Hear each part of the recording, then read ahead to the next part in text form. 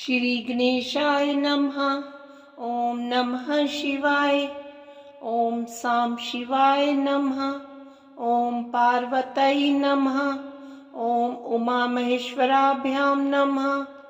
ओम गौराय नमः। ओम गणेशाय नमः। ओम कार्तिकेय नमः।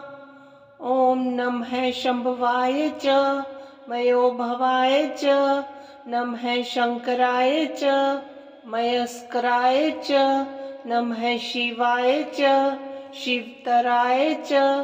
ओम नमः शिवाय। प्रणम्य शिरसा देवं गौरीपुत्रं विनायकं भक्तावासं स्मरे नित्यं आयुकामार्थसिद्धये। प्रथमं वक्रतुण्डं च एकदन्तं द्वितीयकं तृतीयं कृष्णपिङ्गाक्षं गजवक्त्रं चतुर्थकं लम्बोदरं पञ्चमं च षष्ठं विकटमेव च सप्तमं विघ्नराजं च धूम्रवर्णं तथाष्टमं नवमं बालचन्द्रं च दशमं तु विनायकम् एकादशं गणपतिं द्वादशं तु गजाननं द्वादशेतानि नामानि त्रियसन्ध्यं ये पठेन्नरः न च विघ्नभयं तस्य सर्वसिद्धिकरं प्रभु। विद्यार्थीं लभते विद्यां धनार्थीं लभते धनं पुत्रार्थीं लभते पुत्रान् मोक्षार्थीं लभते गतिं। जपेत् गणपति स्तोत्रं षड्भिर्मासे फलं लभेत् संवत्सरेण सिद्धिं च लभते नात्र संशयः। अष्टभ्यो ब्राह्मणेभ्यः लिखित्वा ये समर्पयेत् तस्य विद्या भवेत् सर्वा गणेशस्य प्रसादते। निशुम्भ शुम्भ मर्दिनीं प्रचण्ड मुण्ड खण्डिनीं वने रणे प्रकाशिनीं भजामि विन्ध्यवासिनीं।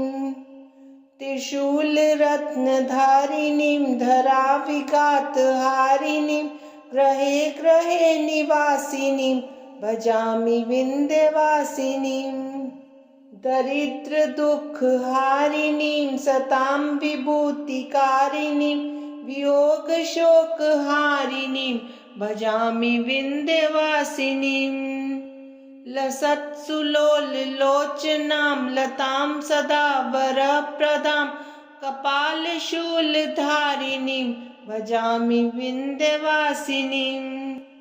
करे मुदा गदाधरां शिवां शिवप्रदायिनीं वरावराननां शुभां भजामि विन्ध्यवासिनीं।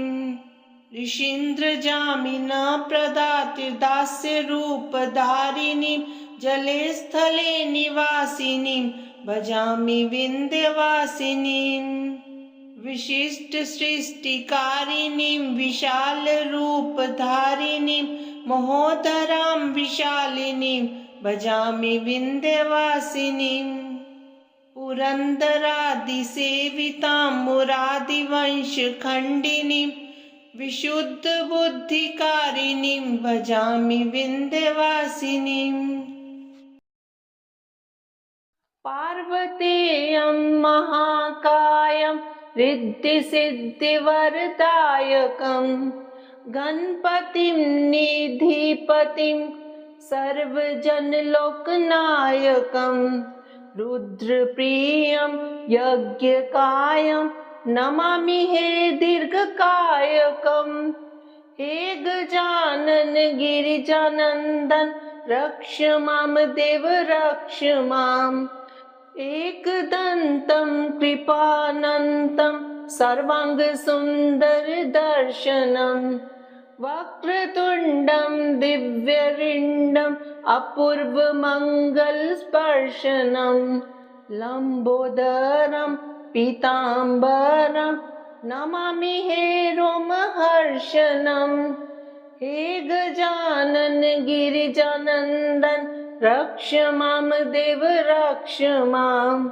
प्रेममूर्तिं कामपूर्तिं चराचर हृदस्पन्दनं मन्त्रमुग्धं पापदग्धम् अग्रपूज्य देववन्दनं प्रथमेशं श्रीगणेशं नमामि हे गौरीनन्दनं हे गजानन गिरिजानन्दन रक्ष मां देव रक्ष माम् दिव्यतेजं कविराजं योगिजन आत्मकारकं शिवानन्दं पराद्वन्द्वं भावप्रद प्रेमधारकं विघ्ननाशं दीर्घश्वासं नमामि हे गर्भमार्कं हे गजानन गिरिजानन्दन रक्ष मां देव रक्ष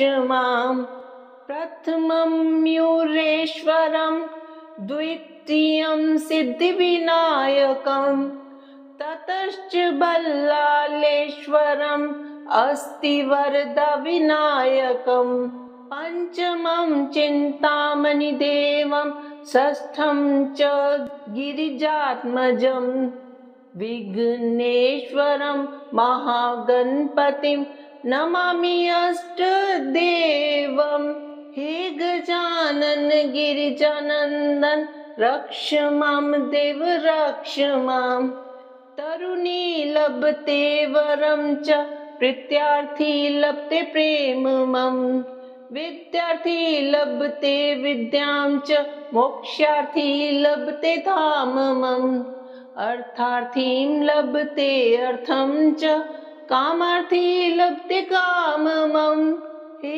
गजानन गिरिजानन्दन रक्ष मां देव रक्ष माम्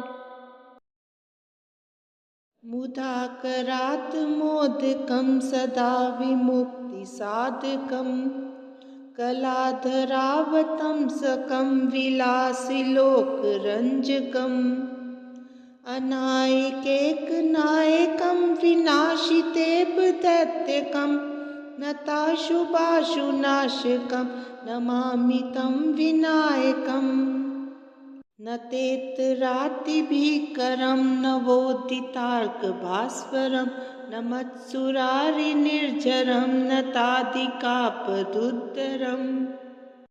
सुरेश्वरं निधीश्वरं गजेश्वरं गणेश्वरं महेश्वरं तमाशरे परात्परं निरन्तरम् समस्तिलोकशङ्करं निरस्तदैत्यकुञ्जरं धरेतरोदरं वरं वरेव वक्तमक्षरम् कृपाकरं क्षमाकरं मुदाकरं यशस्करं मनस्करं नमस्कृतं नमस्करोमि भास्वरम् अकिञ्चनार्तिमार्जनं चिरन्तनोक्तिभाजनं पुरारिपूर्वनन्दनं सुरारिगर्वचर्वणम् परपञ्चनाशभीषणं धनञ्जयादिभूषणं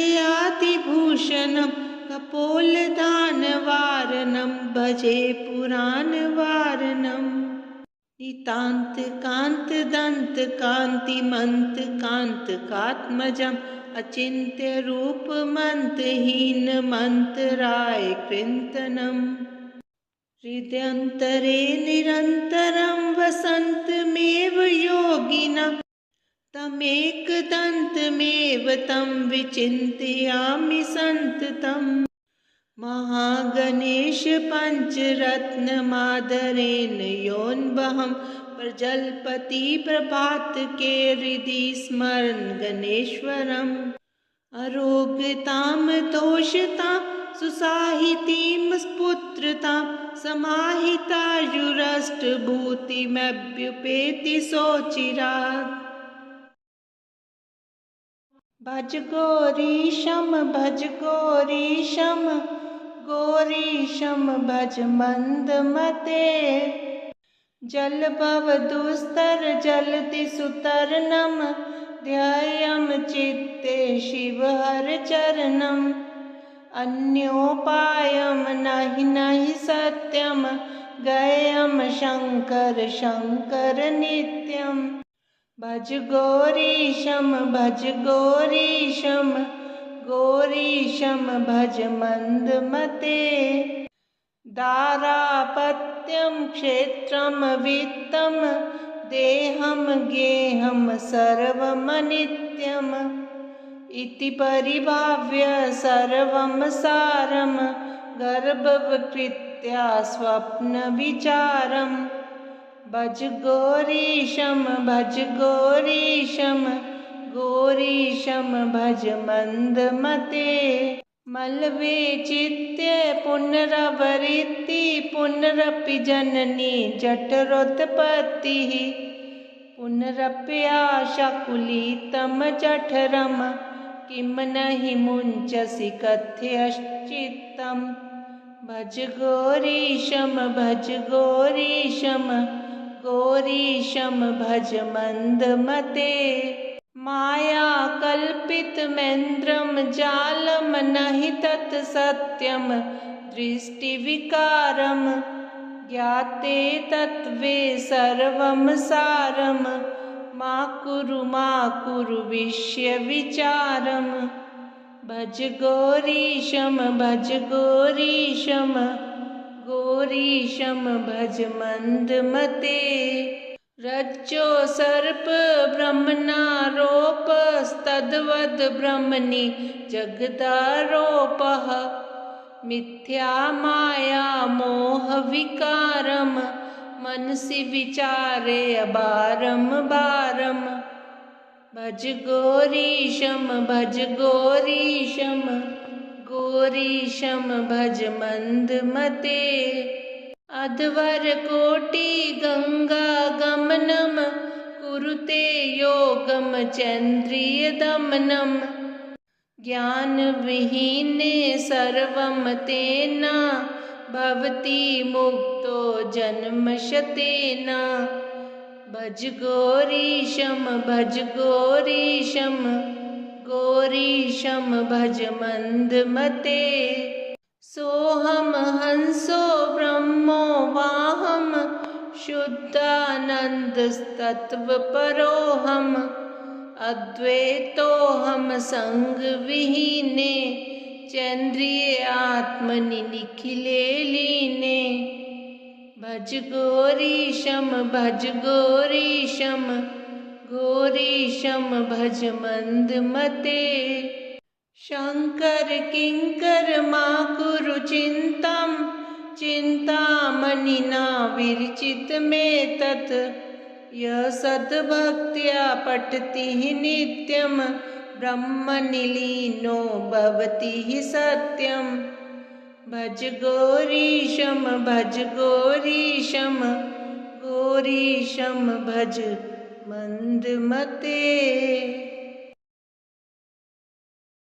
ॐ राधा कृष्णं सदा वन्दे वृन्दावन विहारिणं मधुरता सुधा सिन्धु दीनबन्धु दयाकरं सौरिकुल सुकुञ्जेषु विहरन्तं हृदा भजे बकुल कदली कुञ्जे राधा कृष्ण विराजितं सखी वृन्दैर्मुदाराध्यं पुष्पमाला सुशोभितं स्मरामि राधिका कृष्णं भक्तवाञ्छाप्रदायकं सुरवृन्दे सदा सेव्यं राधा कृष्णं नमाम्यहम् अनन्यरसिकैर्देयं जगद्बीजं व्रजाधिपं श्रुतिमन्त्रे समाराध्यं गीयमानं सुधीजने राधा कृष्णं प्रभाते च प्रणमामि कृपास्पदं शुभगं राधिका कृष्णं किशोरवै संयुतं असीम करुणागारं नमामि जगदीश्वरं जम्बूरसालकुञ्जेषु राधा कृष्ण सुशोभितं मुनीन्द्रादिगिरागीतं प्रणमामि पुनः पुनः भक्तेश भावनालभ्यं गुणज्ञः परिकीर्तितं राधा कृष्णं रसाधारं वन्दे प्रणतिपूर्वकं राधा कृष्णाष्टकं स्तोत्रम् युग्माङ्घ्रि भक्ति सम्प्रदम् राधा सर्वेश्वर राधेन शरणान्तेन निर्मितम्। अधीरं मधुरं वदनं मधुरं नयनं मधुरं हसितं मधुरं हृदयं मधुरं गमनं मधुरं मधुराधिपते रखिलं मधुरं वचनं मधुरं चरितं मधुरं वसनं मधुरं वलितं मधुरं चलितं मधुरं भ्रमितं मधुरं मधुराधिपते रखिलं मधुरं वेणुर्मधुरो रेणुर्मधुरा पाणिर्मधुरा पादो मधुरा नृत्यं मधुरं सख्यं मधुरं मधुराधिपते रखिलं मधुरं गीतं मधुरं पीतं मधुरं भुक्तं मधुरं सुप्तं मधुरं रूपं मधुरं तिलकं मधुरं मधुराधिपते रखिलं मधुरं कर्णं मधुरं तर्णं मधुरं हरणं मधुरं रमणं मधुरं वमितं मधुरं शमितं मधुरं मधुराधिपते रखिलं मधुरं गुञ्जा मधुरा माला मधुरा यमुना मधुरा वीची मधुरा सलिलं मधुरं कमलं मधुरं मधुराधिपते रखिलं मधुरं गोपी मधुरा लीला मधुरा युक्तं मधुरं मुक्तं मधुरं दृष्टं मधुरं शिष्टं मधुरं मधुराधिपते रखिलं मधुरं गोपा मधुरा गावो मधुरा यष्टिर्मधुरा सृष्टिर्मधुरा दलितं मधुरं फलितं मधुरं मधुराधिपते रखिलं मधुरं मधुराधिपते रखिलं मधुरम्।